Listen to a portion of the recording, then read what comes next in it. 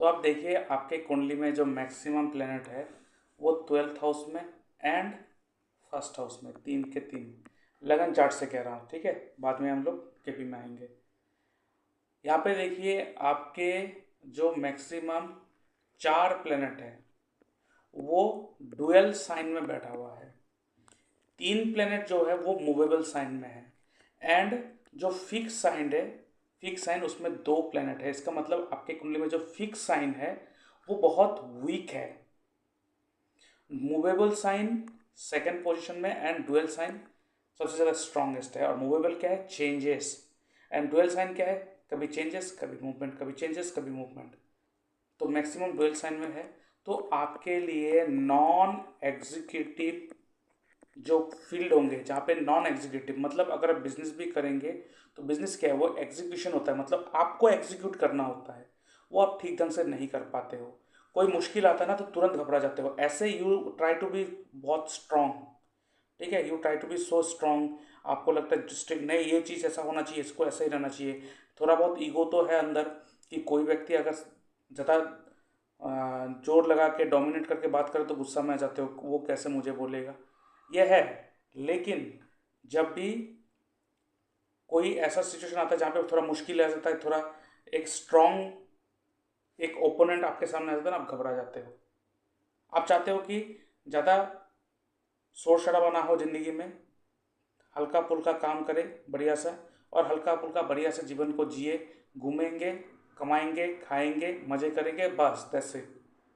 ज़्यादा नहीं, बस मुझे अपने लाइफ से मुझे मतलब है, मुझे अपने तरफ रहने दो, बाकी तुम लोग जो करो तुम अपना करो।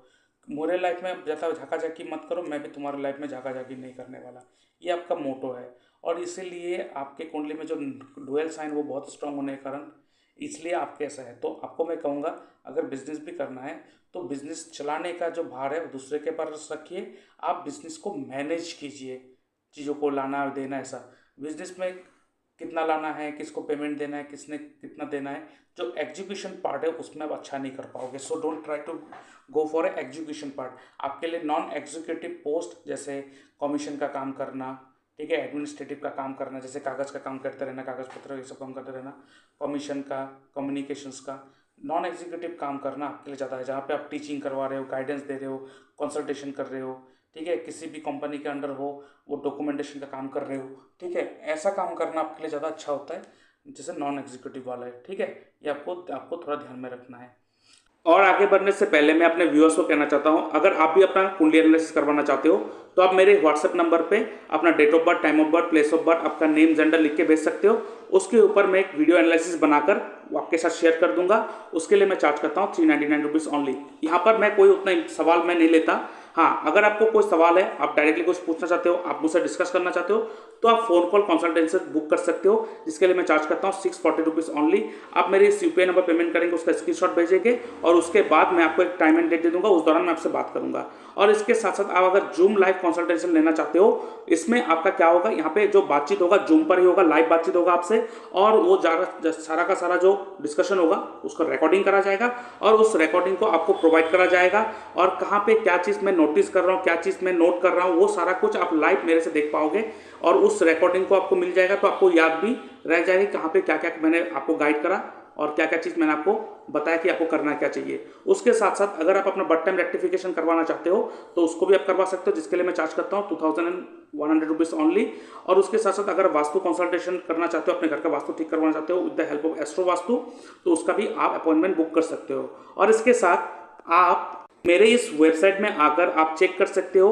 अगर आप एस्ट्रोलॉजी में इंटरेस्टेड है, आप एस्ट्रोलॉजर बनना चाहते हो, तो यहाँ पे बहुत सारे कोर्सेस हैं, प्री रिकॉर्डेड वीडियो ऑलरेडी है और बीच में लाइव क्लासेस भी चलते हैं साथ में साथ, तो आप ले सकते हो। कौन से कोर्स है मैं एक बार एक्सप्लेन कर देता हूँ। यहाँ पे आप देख सकते हो sure short prediction technique with remedies, ठीक है, ये आप ले सकते हो। ये इसके साथ साथ इसके भी एक एडवांस वर्जन ऑलरेडी आ चुका है, एडवांस स्नैपशॉट प्रेडिक्शन टेक्निक, ये भी आप कोर्स ले सकते हो। इसके साथ साथ यहाँ पे मंत्र हीलिंग टेक्निक कोर्स भी है, मंत्र के द्वारा कैसे चीज़ों को हील करा जाता है। उसके बाद मैच मेकिंग एस्ट्रोलॉजी कोर्स। अब ये मैच मेकिंग बहुत इंपॉर्टेंट होता है, बहुत सारे गुणों को मैच करवा के छोड़ देते हैं, जो आज के ज़माने में पूरा का पूरा एब्सोल्यूट है।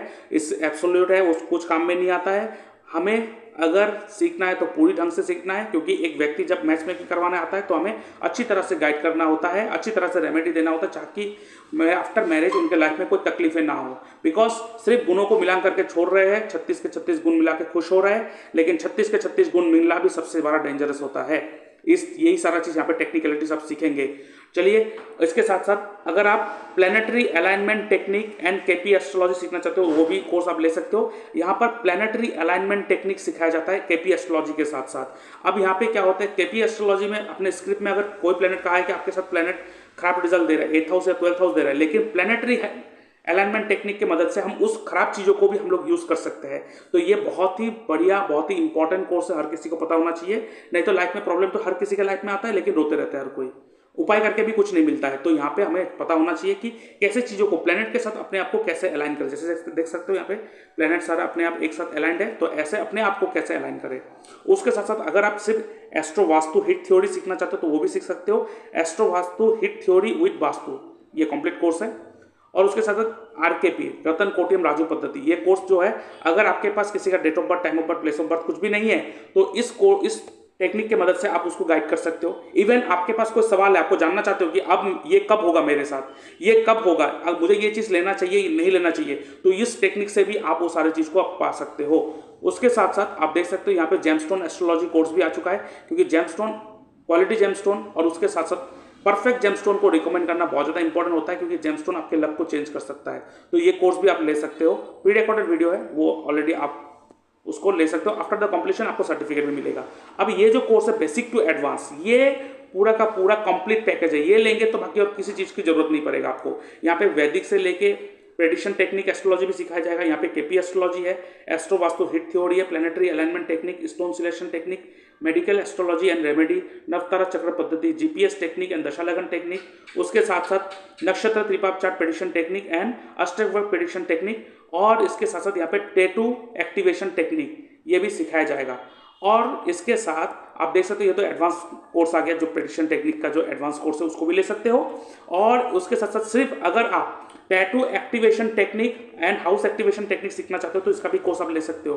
अब यहाँ पे आपके दशा प्लैनेट या तो घर घर का सबलॉट के द्वारा देखा जाएगा, और किसी भी घर को उस दशा लॉट के या सबलॉट के द्वारा अगर किसी हाउस को एक्टिव करना है तो आप कैसे उस टैटू को, कौन से टैटू को किस जगह पे आप बनाएंगे, तो आपके उस घर से वो रिजल्ट मिलना स्टार्ट हो जाएगा, जिसे कहते हैं tattoo activation technique and house activation technique. ये कोर्स भी आप ले सकते हो। और नीचे आप देख सकते हो, ये मेरा कंसल्टेंसी का फीस है।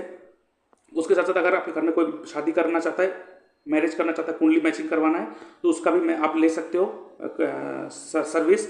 उसके लिए मैं चार्ज करता हूँ 910 रुपीज़ ओनली। और कौन से पॉइंट को मैं इंपॉर्टेंट देता हूँ, ये मैं भी यहाँ पे मेंशन भी करके रखा है। और बाकी आप देख सकते हो, ये मेरा वेबसाइट है, और ये है नक्षत्र त्रिपाप चार्ट कोर्स। ये बहुत इंपॉर्टेंट कोर्स होता है, हर किसी को जानना होता है। ये बाद में अगर आपको जानना है तो आप मुझसे फ़ोन करना, फ़ोन में बातचीत कर लेंगे। और ये सैम्पल सर्टिफिकेट है, आफ्टर द कंप्लीशन ये सर्टिफिकेट आपको प्रोवाइड करा जाएगा। और ये मेरा वेबसाइट है, यहाँ पे आकर देख सकते हो। और बाकी आपको कुछ जानकारी चाहिए तो मेरे इस फ़ोन नंबर पे फ़ोन कॉल या मैसेज कर सकते हो, और आप डिटेल्स मेरे से ले सकते हो। उसके बाद आपकी कुंडली में देखिए बृहस्पति वक्री है। बृहस्पति क्या है, जीव कारक। अब जीव कारक वक्री है, वक्री मतलब पीछे चलना। अब क्या होता है, जब भी कोई प्लेनेट वक्री होता है ना, वो अपने कारक तत्वों को पीछे खींच लेता है बार बार। तो जुपिटर क्या है, जीव कारक, कहाँ बैठा है, 8th हाउस में। और 8th हाउस क्या है, आपको पता है, पेन एंड सफरिंग। और वो उसके साथ देखिए जुपिटर के इधर 4 घर में कुछ है ही नहीं, खाली है, ठीक है। और इसलिए ना आपके लाइफ में जो है बहुत ज़्यादा रुकावटें, लाइफ में कुछ स्टेबिलिटी नहीं है, अप्स एंड डाउन्स भर के भरा हुआ है। इसीलिए मैं कहूँगा, जुपिटर क्योंकि वक्री है, भृगुनंदी नाड़ी में क्लियरली कहा गया है, जब तक ऐसे व्यक्ति अपने कर्म को लेकर, अपने लाइफ को अगर ग्रोथ को लेकर अगर बहुत सीरियस उसको ग्रोथ चाहिए, तो अपने जन्म स्थान को, बर्थ प्लेस को चेंज करके बाहर जाना पड़ेगा, और else there is no other option, ठीक है। या तो आप ऐसे काम करो जिससे कि आप बाहर के लोगों से जुड़ रहे हो, ऑनलाइन के माध्यम से, किसी भी माध्यम से, ठीक है। दूसरा चीज़ आपको मैं यहाँ पे कहूँगा, आपके 2nd हाउस 6th हाउस में केतु है, तो आपको ना एक तो बात है कि शत्रु से कोई भय नहीं है, लेकिन शत्रु से भिड़ना भी नहीं है। अगर शत्रु से भिड़ जाएंगे तो आपको वो दबा देगा, क्योंकि your enemy is most powerful than you. But यहाँ पे केतु है ना, तो गुप्त शत्रु बहुत होंगे। प्लस यहाँ पे क्या होगा कि शत्रु जो है वो केतु के कारण, केतु क्या करे, कट करवा देते हैं। तो शत्रु आपके साथ अगर भिड़ने भी आएंगे वो कट करवा देंगे। क्यों? क्योंकि शत्रु क्या है, केतु क्या है, कट करवा देना। अगर आप छोड़ देते हो ना तो केतु आपको बहुत अच्छा रिजल्ट देते हैं। तो शत्रु अगर आपको कोई प्रॉब्लम करने भी आए ना, आप रिप्लाई मत देना। अगर रिप्लाई देकर उनसे भिड़ जाएंगे तो आपको कुछ फायदा नहीं होगा, उल्टा आपको ही लॉस होगा, क्योंकि your enemy is more powerful than you. तो उनसे आप भिड़ो मत, उनको छोड़ दो, तुम्हें जो करना है करो। तो वो जो प्लानिंग करेगा ना आपको मारने के लिए, वो प्लानिंग में ही खुद पड़ के फंस जाएंगे। ठीक है, ये आपको ध्यान में रखना है। अब यहाँ पे दूसरा चीज़ आपको मैंने कहा कि आपको थोड़ा बाहर से जुड़ के काम करना चाहिए, क्योंकि आप केपी चार्ट में देखिए चंद्रमा जो है ना फर्स्ट हाउस में चला गया, और यहाँ पे 3 प्लेनेट है, और इधर में भी आप देख सकते हो 3 प्लेनेट है। तो 11th हाउस क्या है, commune social circle, society, community. और 12th हाउस क्या है, फॉरेन कल्चर, लॉसेस, या तो मेडिकल, हॉस्पिटल, ये सारी चीज़ को। अब इस चीज़ को कैसे देखते हैं, देखो सबसे पहले हम देखेंगे 10th हाउस का सब लॉर्ड कौन है, आपका मर्क्यूरी। मर्क्यूरी बैठा कहाँ है आपके कुंडली में, मर्क्यूरी बैठा आपके 12th हाउस में है। तो प्रोफेशन कहाँ जा रहा है, 12th हाउस में। तो कौन सा काम, इंपोर्ट एक्सपोर्ट, फॉरेन में जाकर वर्क प्लेस को चेंज कर। शनि बृहस्पति पकड़ी है तो प्लेसमेंट आपको बाहर से ही मिलेगा, जो रिजल्ट मिलेगा बाहर से मिलेगा। अब मर्क्यूरी का नक्षत्र लॉर्ड कौन है, देखिए चंद्रमा। चंद्रमा फर्स्ट हाउस में है। फर्स्ट हाउस क्या है, आप खुद, मतलब आपके प्रोफेशन जो है ना वो आप खुद अपने ही हाथों से करोगे, दूसरे के हाथों से आपको कुछ भी सपोर्ट नहीं मिलेगा। 9th हाउस का देखिए आपके सब लॉर्ड कौन है, राहु। तो लक में भी ये रोड़ा लगा रहा है, लेकिन राहु है, राहु क्या है, foreign culture, unorthodox other culture. तो बाहर जब जाएंगे या बाहर से जब जुड़ेंगे आपको ये बहुत ज़्यादा बेनिफिट देंगे। ठीक है, क्योंकि ये वो 11th हाउस में भी बैठा हुआ है राहु, तो बेनिफिट देंगे। तो फॉरेन से आपको बहुत ज़्यादा बेनिफिट है। ठीक है, ये आपको ध्यान में रखना है। ठीक है, और उसके बाद 10th हाउस का जो सब लॉट है वो आपके मर्क्यूरी है। मर्क्यूरी का नक्षत्र लॉट चंद्रमा है, और मर्क्यूरी जो है आपके कुंडली में अनटेनेंटेड है, तो नक्षत्र लॉट के साथ साथ अपना भी रिजल्ट देगा। और मर्क्यूरी जो है वो कौन सा रिजल्ट देगा, देखो आपकी कुंडली में 8th house and 12th house को एक्टिव कर रहा है। Where there is a 8th house and 12th house, there is a problem. So आपके प्रोफेशन में प्रॉब्लम है भर भर के। 12th हाउस क्या है, फॉरेन कल्चर। और यहाँ पे 6th हाउस को एक्टिव कर रहा है 7th हाउस। अब 6th हाउस क्या है, 7th हाउस का 12th हाउस। हर घर का लॉस उसका 12th हाउस करवाता है। So don't go for business, go for service, job, services. If you want to go for business, then focus on service oriented business. That will be the great, that will provide you great result. ठीक है, ये आपको ध्यान में रखना है। सो आपको कौन से फील्ड में कैसा काम करना चाहिए प्रोफेशन के हिसाब से, देखिए सबसे पहले 2nd हाउस का लॉर्ड कौन है, बृहस्पति। बैठा कहाँ पे है आपके कुंडली में, 7th हाउस में। ठीक है, नो डाउट आप बिजनेस करना चाहोगे, बिजनेस से आपको करने का मन होगा, लेकिन बिजनेस करो। ठीक है, बिजनेस से पैसा आएगा, लेकिन सर्विस ओरिएंटेड बिजनेस। ठीक है, सर्विस ओरिएंटेड बिजनेस, ये ध्यान पे रखना है। अब यहाँ पे 10th हाउस का मालिक कौन है, मंगल। बैठा कहाँ पे, 11th हाउस में। तो सोसाइटी को फोकस करके आपको काम करना है। तो ऐसे प्रोफेशन चूज करना है जहाँ पे आप सोसाइटी को, कम्युनिटी को, मतलब सोसाइटी को, लोगों को एड्रेस कर रहे हो। ठीक है, लोगों को एड्रेस करके काम करने वाला। उसके बाद देखिए आपके जो 11th हाउस का मालिक है जुपिटर, वो भी बैठा है आपके कुंडली में, कहाँ पे, 7th हाउस में। अब यहाँ पे जुपिटर जो है वो 12th हाउस का भी लॉर्ड है, क्योंकि केपी चार्ट में देखिए राशि रिपीट हो रहा है। इसका मतलब बाहर के लोग, फॉरेन के लोग, और कैसा काम, जहाँ पे आप लोगों के बीच में जाके काम कर रहे हो। जैसे जैसे ऑकल्ट हो गया, मेडिकल हो गया, इन टैक्सेशन हो गया, लॉ डिपार्टमेंट हो गया। ये क्या करता है, ये सब ये काम ये लोगों को एड्रेस करता है, लोगों को लेकर चलता है। सो ऐसे काम में अगर फोकस करोगे तो बहुत अच्छा होगा, आपको बहुत ज़्यादा बेनिफिट मिलेगा। ठीक है, और ऐसे भी अगर आप देखोगे वीनस जो है वो 12th हाउस में है। वीनस क्या है, फाइनेंस, पैसा। कहाँ पे है, राहु के साथ। राहु क्या है, फॉरेन कल्चर। बैठा तो वीनस कहाँ पे, 12th हाउस में। 12th हाउस में वीनस बहुत अच्छा होता है, दैट इज़ वेरी गुड। तो आपके 2nd हाफ लाइफ में आपको बहुत अच्छा रिजल्ट मिलेगा। 1st हाफ लाइफ बहुत तकलीफ दे रहेगा। ठीक है, 2nd हाफ लाइफ आपका बहुत अच्छा जाएगा। अब वीनस के 2nd हाउस में कौन है, अब देखो राहु है तो बाहर के लोगों को पकड़ना पड़ेगा। बृहस्पति वक्री है तो सीधा सीधी यहाँ पे कोई इफ्स एंड बट्स नहीं है। If you change your birth place you will going to have a great life.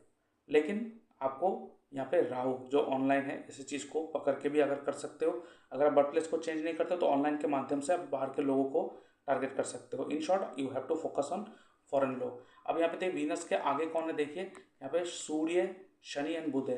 तो ऐसे प्रोफेशन जिसमें आपको बोलना पड़ता हो, आपके बानी का काम होगा, वहाँ पे बोल के आप पैसा कमाओगे, ठीक है, ये ध्यान में रखना है। तो ये जो मैंने फील्ड बोला है जहाँ पे आप कंसल्टेशन दे रहे हो, काउंसलिंग कर रहे हो, तो ऐसे फील्ड में जहाँ पे आप टीचिंग, कंसल्टेंसी, काउंसलिंग, ठीक है, तो टीचिंग कर सकते हो, या तो आप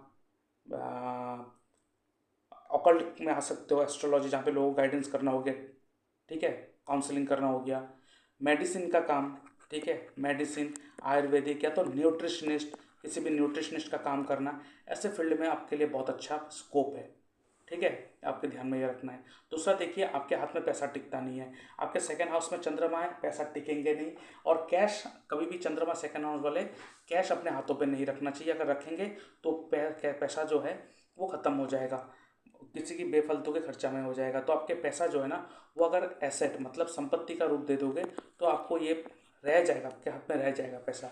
अगर कैश रखोगे तो वो कहीं ना कहीं बेफजूल का फालतू का खर्चा हो जाएगा।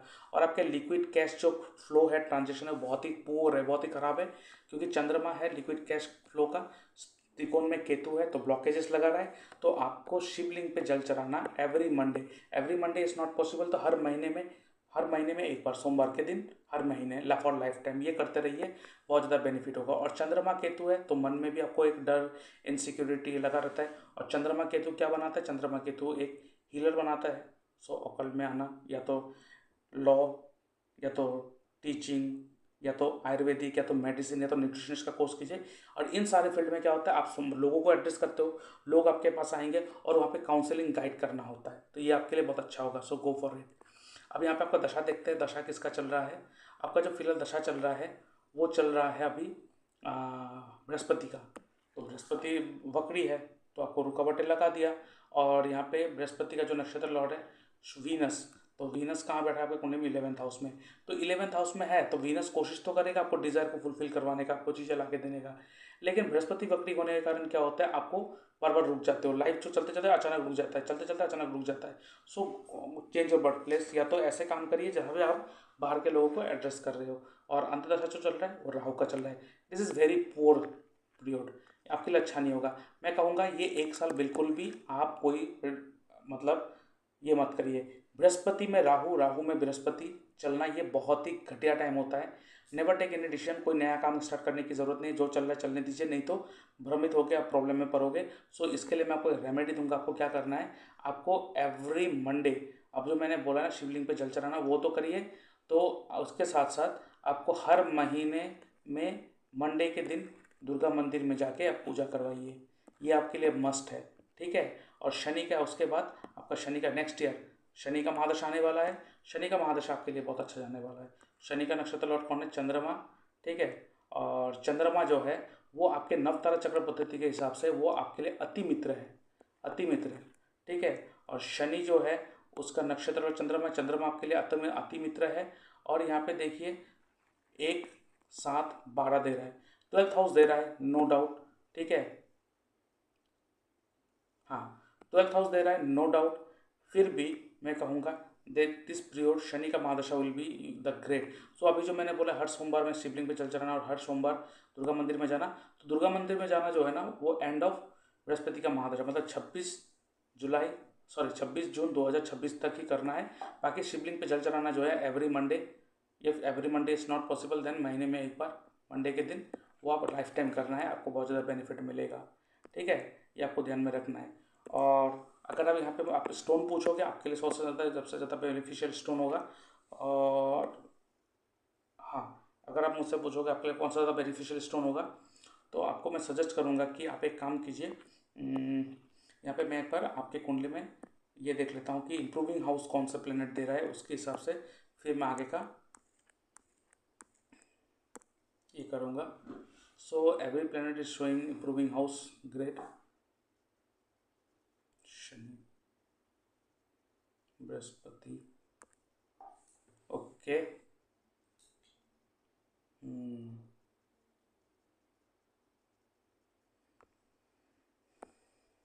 तो शनि बुध, अच्छा,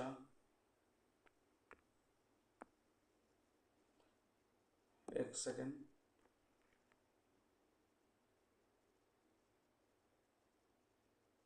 शनि, बुध,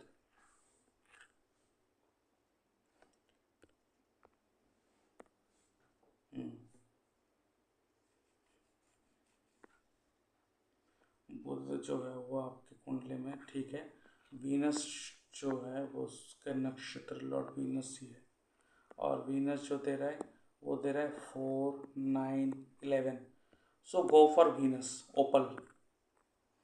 एक वाइट वाइट टॉपस, या तो वाइट जर्गन, या तो ओपल, या तो आप डायमंड, इनमें से कोई भी एक स्टोन धारण करें अपने